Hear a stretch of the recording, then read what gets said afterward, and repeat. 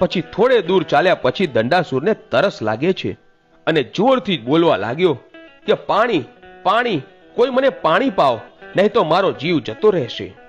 ત્યારે આ જોઈ બાળા રૂપે જે માતાજી હતા ને, એણે એક ત્રિશુલ લીધું અને ત્રિશુલ ધરતીમાં ખોડ્યું. ત્યાં તો ધરતીમાંથી પાણીની શેરો ફૂટી. પછી દંડાસુરે પાણી પીધું અને એને એમ થયું કે આ બાળા તો ખૂબ જ શક્તિશાળી છે, મારે એની સાથે લગ્ન કરવા જોઈએ. પછી દંડાસુરે માં આદ્ય શક્તિને લગ્નનું પૂછ્યું અને દંડાસુરની આ વાત સાંભળીને માં આદ્ય શક્તિ કોપાયમાન થયા અને ત્રિશૂળ હાથમાં લઈ અને વિરાટ સ્વરૂપ ધારણ કરી અને માં કહેવા લાગ્યા કે તારે બાળા ત્રિપુરા સુંદરીનું રૂપ જોવું હતું ને, જોઈ લે, હું જ બહુચર બાળી. આટલું બોલી દંડાસુરનો વધ કર્યો અને જ્યાં પાણીની શેરો ફૂટી હતી ને, ત્યાં એક સરોવરનું નિર્માણ થયું અને ત્યાં એક વરખડીનું ઝાડ હતું.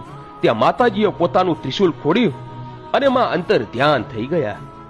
પછી તો મિત્રો વર્ષો વીતે છે અને વર્ષો પછી કાલરી ગામનો રાજા વજયસિંહ એ ચુવાડ પંથકના 108 ગામનો ધણી હતો. આ વજયસિંહ સોલંકી વંશનો રાજા હતો.